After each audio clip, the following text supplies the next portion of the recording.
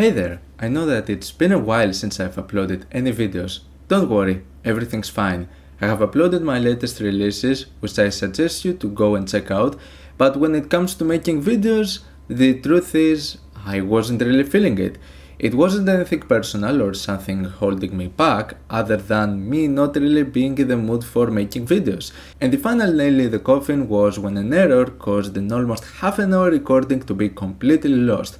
I'm gonna make more videos, it's not like I've quit YouTube. I don't know how frequently I'm going to release stuff, but I'm probably gonna change the way I'm making videos.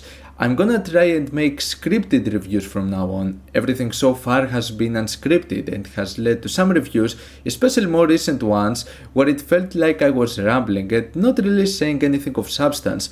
I'm planning to change that and not just focus on any new release that is coming out, but rather make lengthy reviews about albums that I would consider essential from all periods of time and which I am way more interested to talk about.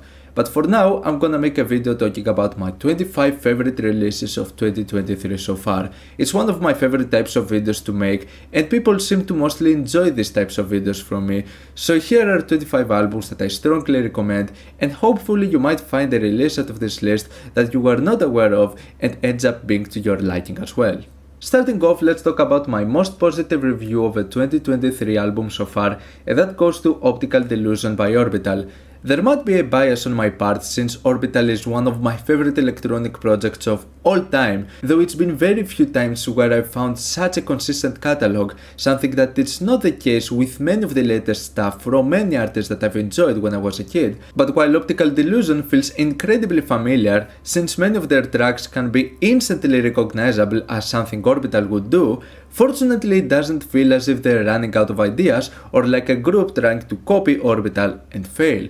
It's a sound that they know how to do well, and their newest release does not disappoint. I would actually say that this album contains some of the greatest material Orbital have done, period. Especially Dirty Rat, which is peak Orbital vibes, but also with a great twist with dance punk elements and a strong Sleaford Mods feature. Also the chaotic tracks What a Surprise and Moon Princess feel genuinely refreshing, another album that in my opinion showcases how the Hartnell brothers are masters of techno and breakbeat music. Now let's talk about something that I would never expect to like as much as I did, but this year I've discovered a side of Brazilian underground music that I didn't know existed. One of the artists I stumbled upon is DJ Ramemes, who plays into a more modern style of funk carioca, and in this case in a subgenre known as funk 150 BPM, which is known for its faster tempos and deliveries. And this is a heavily energetic and addictive album, taking elements from a sound I was never a fan of and twisting it in a way that makes me say, this is how I envision reggaeton and Latin pop feeling exciting, which is not like there are necessarily connections with those genres, but I feel that if you have an understanding of what reggaeton sounds like, you probably get what I'm talking about. This release right here is aggressive, engaging, bizarre, and totally ridiculous, and while it's really short and the song structure gets quite predictable, this has been one of the most addictive and mind-blowing projects I've heard all year. It might really turn you off listening about descriptions of Latin pop and reggaeton, but get to it with an open mind, and I'm sure you're gonna find this experience pretty unique.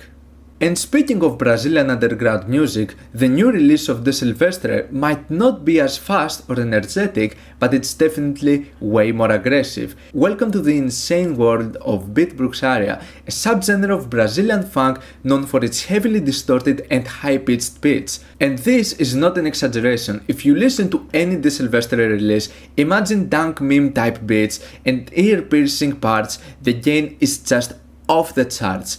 It might feel way too ridiculous to the point where it cannot be taken seriously, but I can't help but feel fascinated that this exists. And for me, Volume 1 contains some of the best material I've heard from him so far. Check this out if you're looking for something unique and out there.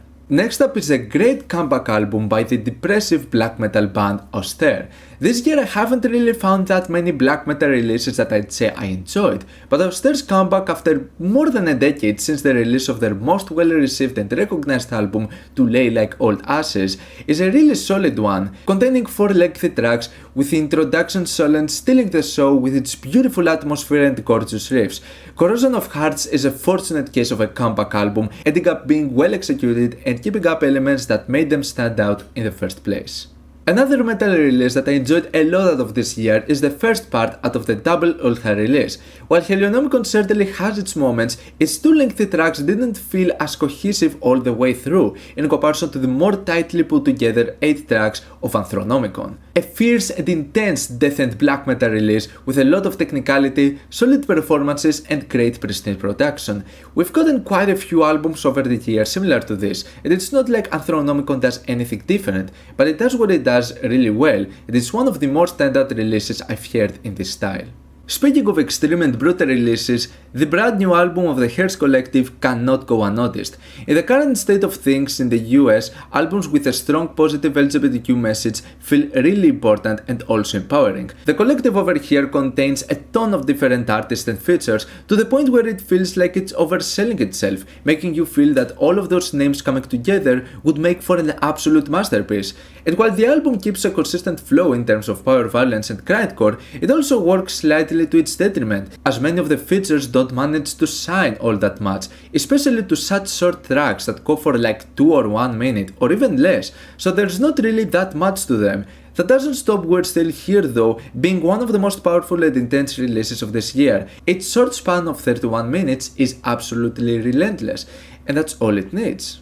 Getting into another relentless release, but from a totally different style, we have the newest album of Kobaryo, Super Key Generator.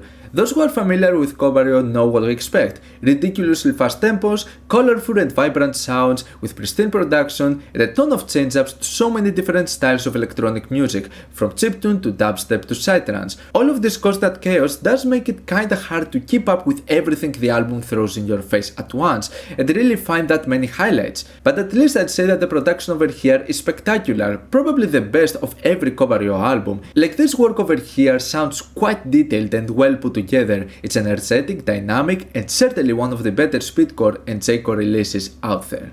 Let's get into a bizarre release that you probably haven't heard of. This is This Body, This Life by Joseph Dumoulin. You might remember Joseph Dumoulin being part of the album The Miracle of Only One Thing with Keiji Haino and Ton Verboegen. This Body, This Life is an experimental modern classical release with avant-garde jazz techniques, mostly piano and synth pieces with a few minimal drum beats, glitch parts and weird background recordings. It's definitely an experience. Not every experimentation was executed amazingly in my opinion, but this album certainly caught my attention from its first minutes, and there's definitely something fascinating about it. So check it out if you're looking for an experimental release out of 2023 that manages to be chaotic and minimal at the same time. Getting into the harsh noise stuff now, this is a release you probably haven't heard of. Kurumi Kadoya Surga rata-rata might feel a bit deceiving with its album cover, but this is indeed a dynamic, expressive harsh noise album with actually quite a bit of variety for its short runtime. While its diversity doesn't always turn in its favor, and the mixing isn't always all that great, this is definitely one of my strongest recommendations when it comes to new underground noise releases.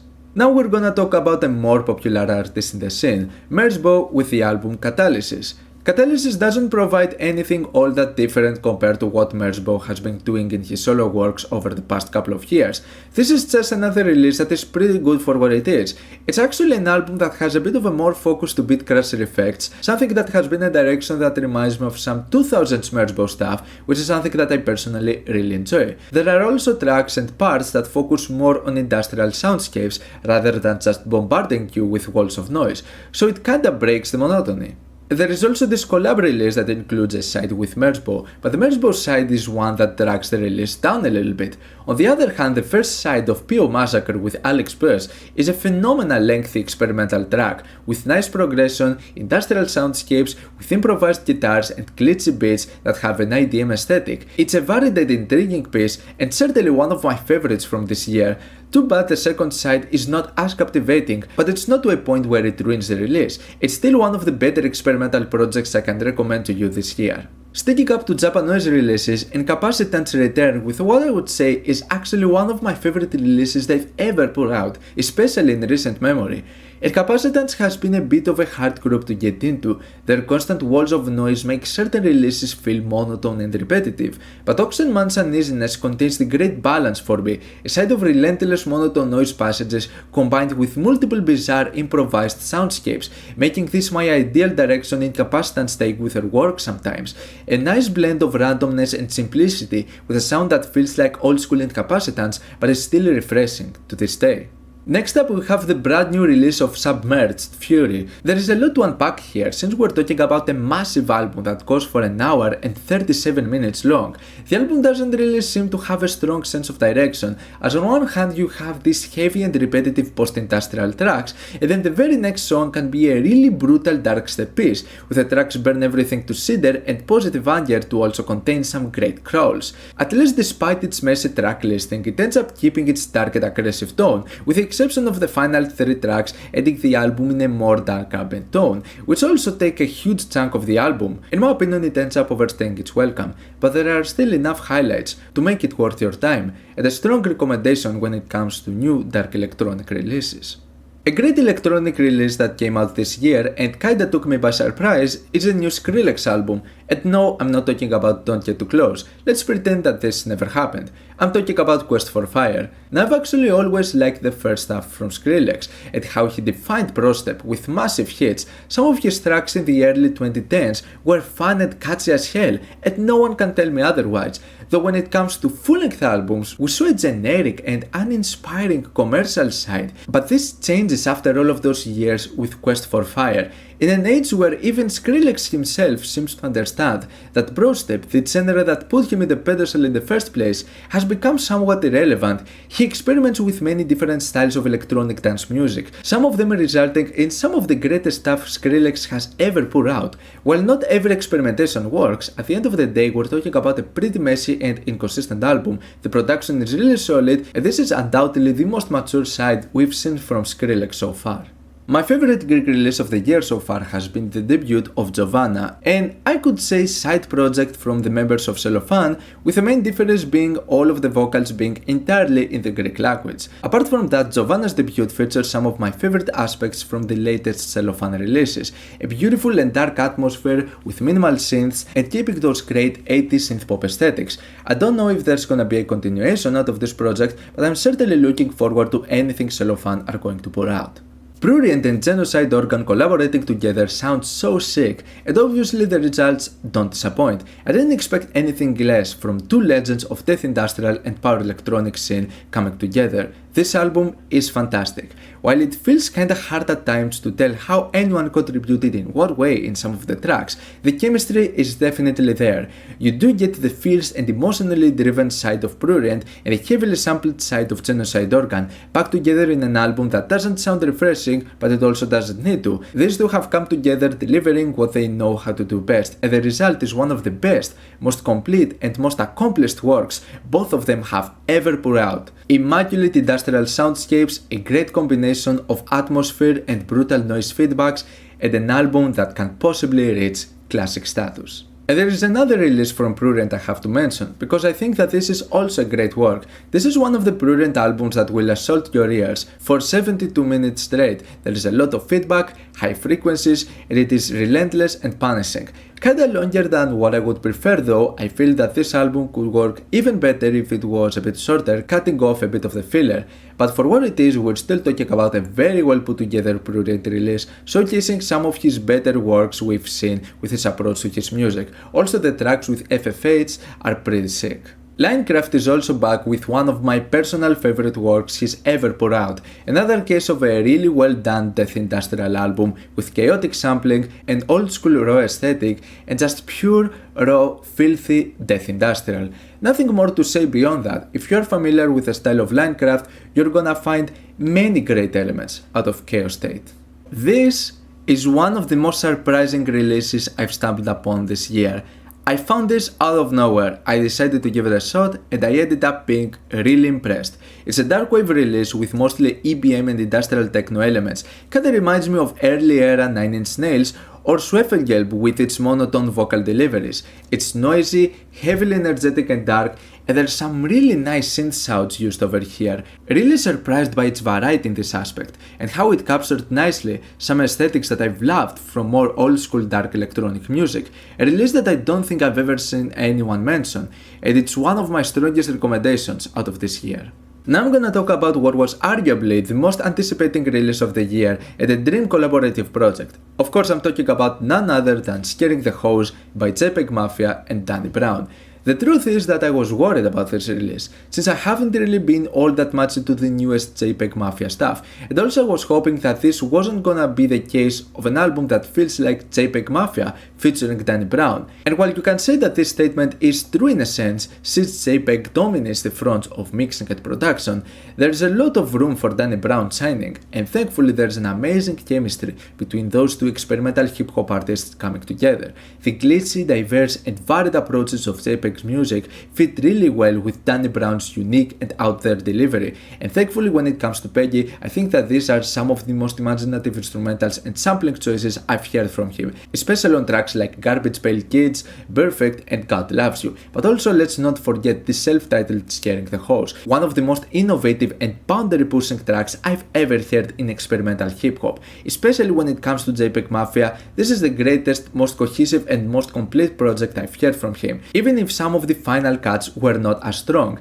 and Danny Brown just elevates all of the tracks even further. Undoubtedly one of the most intense and most innovative hip-hop releases I've heard in recent memory. What has been undoubtedly the most surprising album of 2023 was Let's Start Here by Lil Yachty.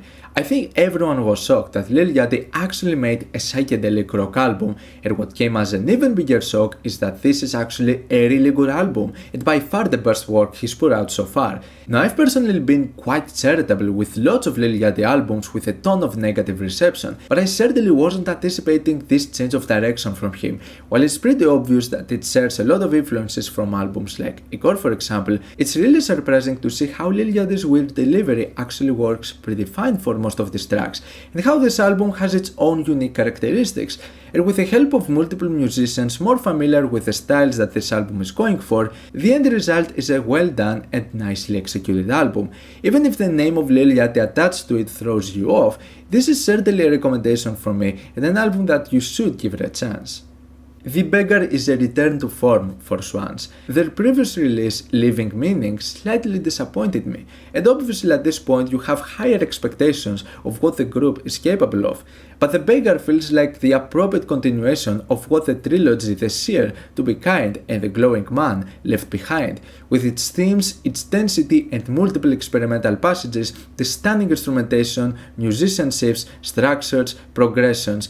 The dark and grim atmosphere is still here, it's emotionally impactful and heavy, and while we're still talking about a lengthy release that needs a lot of time and attention to fully process and understand, I can safely say that this has already become one of my personal favorite Swans project. It nicely captures all of the elements that have made their new era so significant. In a completely different tone compared to pretty much anything else included on this list, one of the most intriguing releases that I've stumbled upon is the collaboration of Francesco Fabres and Ben Frost, Vakning, a series of nature recordings showcasing the wrath of nature with recordings of volcanic eruptions, and that's what you really get with this album for the most part. It's obviously not easy to recommend an album like this. I just personally found the sounds being captured to be really fascinating, and that's all it took for me to consider this one of the best releases I've heard this year. If this idea and concept sound intriguing to you, I think that you'll be really pleased with what this album has to offer sonically. Jessie Ware's That Feels Good was certainly one of my most anticipated albums of this year, since I fell in love with her previous work What's Your Pleasure, one of the best dance pop and disco albums I can really think of. And this new project starts off in a really strong note, especially with a masterpiece that is Free Yourself, already becoming one of the greatest tracks I've heard this decade, but it doesn't really keep that energy as it goes on, in comparison to What's Your Pleasure. But we're still talking about one of the greatest examples of disco revival available at the moment. This is certainly going to be another classic in her catalog. And finally I'm gonna talk about the new album of Katie Gately Fawn/Prut. It's great to see how much diversity and how much improvement there is with every new Katy Gately release. This one goes the closest to bizarre industrial directions in combination with the art pop style that we've seen being the main aspect of her works. It's tense, glitchy, ominous, eclectic, and it can be a bit all over the place the way it blends the vocals with instrumentals, but for the most part it works. It's very intriguing with quite a few weird parts, and it's worth giving it a shot.